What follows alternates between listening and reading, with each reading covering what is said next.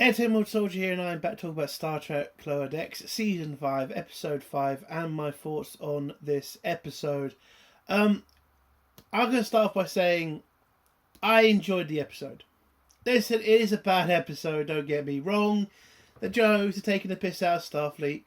You know, they do this every time. But I think what I enjoyed about this episode more than I have from other episodes is it felt a bit more Star Trek than what we've been getting recently from Lower Decks. I enjoyed the plot. I didn't like the Star-based storyline as a whole. I think there's a lot of problems with it, especially the fact, why would Starfleet allow a Star-base to get that bad and it feels like they just abandoned this station. And I get it, the writers are trying to make this a big joke, and this is a terrible station that nobody wants to go to. But I think the story surrounding the base, I think is interesting. I liked Mariner in this episode. I'm liking the fact that she's becoming more of a, good Federation officer. I kind of like the fact now that she's enjoying being a Federation officer. And, she's enjoying not fighting the system anymore, which is interesting. The problems with this episode, unfortunately, they're the same old problems. Too many jokes, too much writing like it's Rick and Morty, and too many, shots taken at Star Trek. I think those are the main issues of this episode and the whole, Star-based storyline. Again, I have no understanding of why Starfleet would allow this starbase to become that decrepit and that worn out. I mean, there's a storyline about, why the starbase is being shared by this other race, and they just say, well, Starfleet just doesn't give a shit. It's like, why would Starfleet be like that? They wouldn't be. So I thought that was done for being a stupid joke, and I could have been fine with that, but again, I know Star Trek. Starfleet would never allow this sort of situation to happen. So, the problems are pretty big in this episode. But again, if you turn your brain off, and I know saying that means you're saying it's shit. Listen, I'm just saying, if you turn your brain off, you kind of concentrate on the main storyline, not the insane storyline they tried to do with Mariner's mother and how she keeps thinking this is her white whale because in a different universe she gets sent to this terrible star base and she's trying to overcome this. I get it. I'm kind of bored with it. But the thing I enjoyed was just the main storyline to do with what happens to the Federation officers on the base. And it was kind of interesting to find out what happened and why this happened and why this creature is doing that. I thought that was interesting. And it felt more Star Trek than what we've been getting so far from Lower Decks. So that's a part of me why I think this episode is a good episode. It just felt like a real Star Trek episode to me. But I should mention the biggest problem I have with this episode. And some people are going to say, that's kind of a small issue. Yes, I know it's a small issue, but it's my issue, and I'm going to say it. And it's a little bit of a spoiler, so if you don't want to hear this, you might want to turn off now. Why are they wearing Star Trek Enterprise uniforms? Like, that uniform would be 200 years old. Why are they wearing them? Why are they not wearing, I don't know, uniforms like from the, present day? It's like, it felt really weird.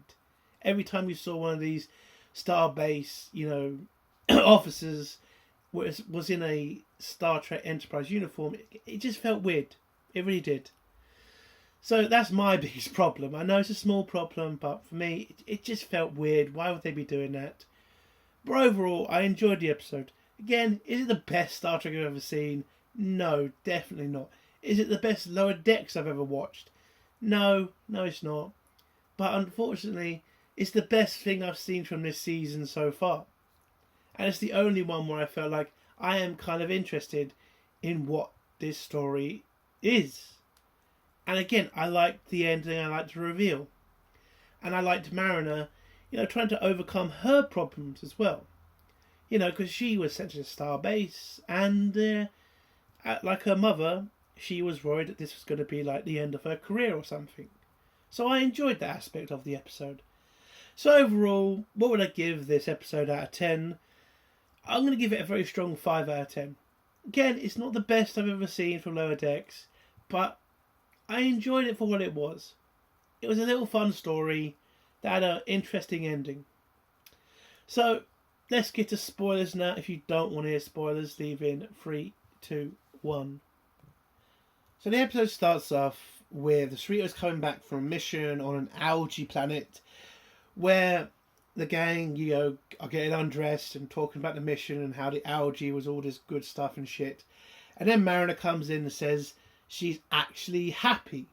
You know, she was actually happy to be on a mission for Starfleet that was focused on science and how she was just being a Federation officer.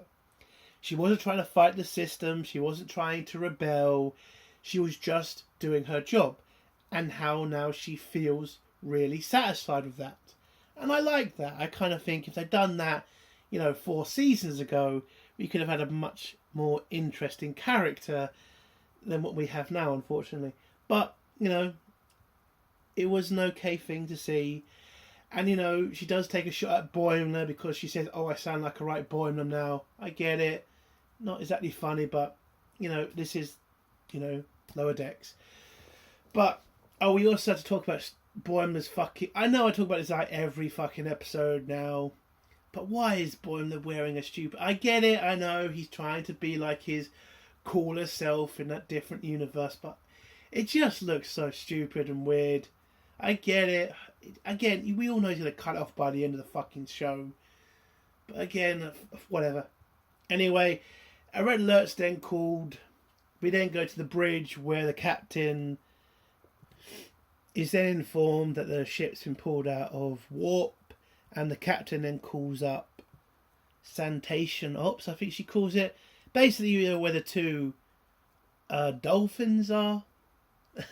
By the way, that is a good thing from Lower Decks. They did show the fact that, you know, marine life is now sentient and can communicate with humans now. You know, because that was supposed to be in Next Generation, but apparently didn't have the budget to get dolphins and whales together.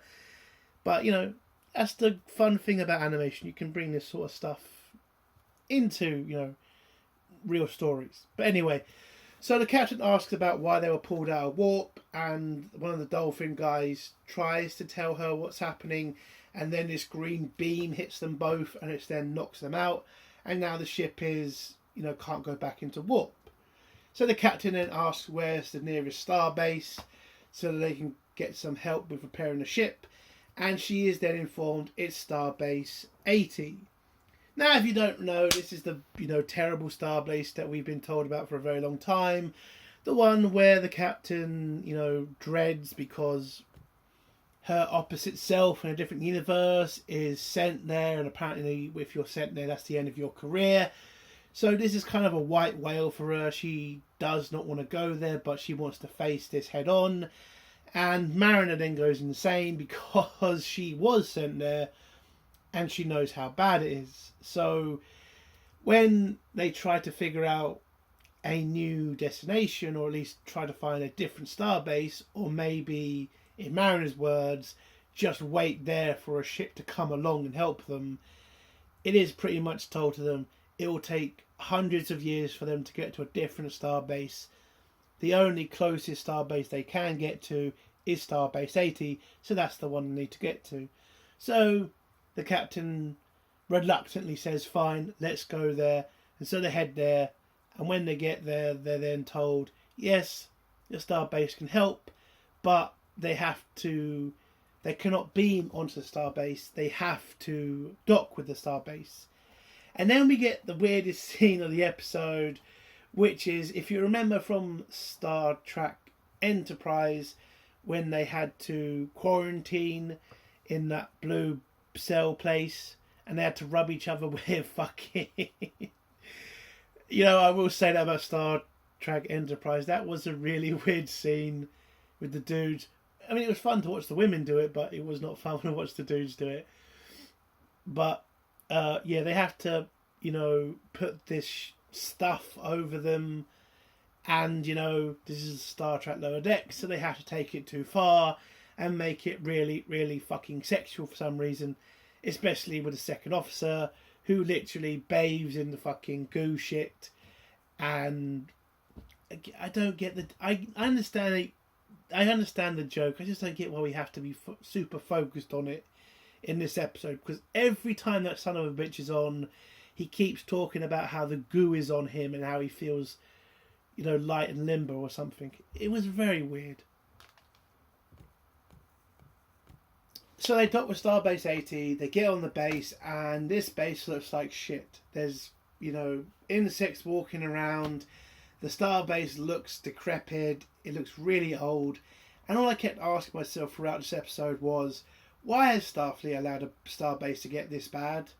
Why have they not sent in repair teams, upgraded the systems, or replaced the whole fucking station with a new station? It's like Starfleet would never allow this sort of situation to happen. But, it is Lower Decks, and they just wanted to have the joke of, hey, look at this terrible starbase. Hey, look how bad it is. It's like, come on, man. That's just not Starfleet. They would never allow this to happen. But anyway, they walk onto the base. Mariner, again, not exactly happy with being back here, and continuously talking about that there's some sort of curse on this base. And then they are introduced to the commander of the base, who is called Cassia Knox. And she, welcomes the crew on board. The captain then, talks about their situation, which is they have a problem with their warp drive. And they need a particular system that they have on their ship. But unfortunately, the commander of the base was under the impression that they were there to help them repair their base. Unfortunately, that is not what they're there for, but the captain does offer the crew's help to repair what they can on the base. So both agree. Cassia informs the captain of which crewman she needs to go to ask for the particular warp system they need, and that person will help them get it. And the others she'll take through the base and give them a little bit of a tour of the base or whatever. So I'll go through the captain's storyline because, it was kind of fun and a little bit, but it was boring overall, in my opinion. So throughout this story, the captain, hates this base because of the, the double in the different universe who got sent here. And now she considers this to be her white whale. She doesn't want to be broken by this place, and she wants to prove to herself that she can overcome Starbase 80. So, they're looking for the engineer officer, and they find this random guy who can't apparently fix an alarm that keeps going off. And so this guy randomly just asks them, could you fix the alarm system for me? And she says fine, and uses a tricorder. And it turns out Starbase 80 doesn't have any tricorders for some reason. Again, doesn't make sense. But anyway, so they fix the alarm. The captain asks this officer, where is the head of engineering on this base? And he says, he's probably in the arcade. So they try to head down to the arcade, but more and more problems happen. Like the fact they use really old elevators, from Star Trek, the original series. Again, every time I was watching this, I like the member-berry stuff, remember that old computer system from Star Trek, the original series, or the Enterprise stuff. It's member berries. I enjoyed kind of seeing it, but again, I then question, why the fuck is it being used still? That's 200-year technology. Like, why that stuff would be abandoned years ago. There's no excuse for this. But anyway, they get sent down because the captain's with a second officer. They get sent down to the bottom of the ship. They then have to fight their way through bats and crap. And then they bump into the same officer from the bridge, and he says, "Oh, I'm sorry, yeah, you need to go walk up a shitload of stairs to get up to the arcade. But before you do that, could you fix this other system that we need help with?" And so the captain reluctantly says, "Fine, I'll help you fix this other thing," which they do. They then climb a shitload of stairs where Ransom is just, being his old self, which is, the buff arsehole Jim dickhead. Throughout this episode, that is all he is. Through 5 seasons, that's all he's ever been too. It's just fucking ridiculous. Anyway, so they get to the arcade. We also meet this other alien species that Starfleet allowed to stay on this base. Apparently, Starfleet made a deal with this race. A very shit deal, because they now control most of the fucking starbase for some reason, and Starfleet has just never bothered to renegotiate the treaty. Again, it really just shows Starfleet as a bunch of dickheads in this episode. Well, am I right to say it's a good episode? Let's not concentrate on that. So, they get to the arcade, and it turns out the guy that they've been looking for is the guy they've been bumping into this whole fucking episode. And he just pretty much tells them, "Look, I needed help to fix this starbase, and Starfleet has not sent me anybody to help me. And now that you're here, I wanted you to help us fix this place." And so the captain kind of understands and says, "Yeah, you're right. Starfleet has kind of left you in the shit. If you need any more help, I'm sure we can help you with what you need." And so he brings up some sort of, bat infestation down in the underbelly of the base. And so the captain and Ransom go down there to fight a shitload of bats, and then they have a massive fight with a massive bat. Oh, but they also get the warp system they need to fix their their ship, basically. So yeah, that's the end of their episode. Back to the main story. So the main story is Mariner, dealing with the fact she's back on Starbase 80, and with the commander of the base, she's trying to kind of ask about, why was she sent here? What did you do that pissed Starfleet off so much? They sent you to this shithole. And the commander just says, No, I volunteered to come here. Yeah, the starbase looks like shit, but it grows on you. And Mariner takes a shot and says, like fungus. Then she then takes them to engineering. They're having problems with the gravity plates, so they have to work on the ceiling when they're trying to repair what systems they can from the ceiling part of the ship, from the base. We also find out they don't use badges on this ship. They use wall communications because, again, Starfleet has just not done a goddamn thing for this base for so long for some reason. And they're going to help with the repairs on the gravity. We then start to notice some weird things in the background, like crewmen acting like zombies, and Mariner doesn't give a shit about the situation. She's just still bitching about the fact that she has been sent to this base. You then start noticing more and more weird stuff happening. More and more crewmen are getting infected, and then when they start getting attacked by these zombie crewmen, Mariner again refuses to think about the situation and just thinks this is all a curse of Starbase 80. But she doesn't realise that the only crew who are infected by this zombie curse are crewmen from the Cerritos. So it's not Starbase 80, it's the Cerritos that has the problem. So when Rutherford uses his badge to contact the Cerritos to see what's going on, he is then infected by the same zombie virus that infected the other crew. It then happens to Tendi and then Boimler, and then the commander of the base then realises it isn't Starbase 80, it's the Cerritos, and they're getting infected by their badges. So something has infected the Cerritos' communication system, which is now infecting the crew. Oh yeah, and the crew are apparently licking the walls for some reason. Again, it's very weird, this zombie curse. It seems to be they're trying to grab people, but at the same time, they are licking them and touching them and stuff. Almost like this virus is trying to learn this place. You'll find out at the end. I will give credit to the commander of the base. She does defend it. You know, she defends her people.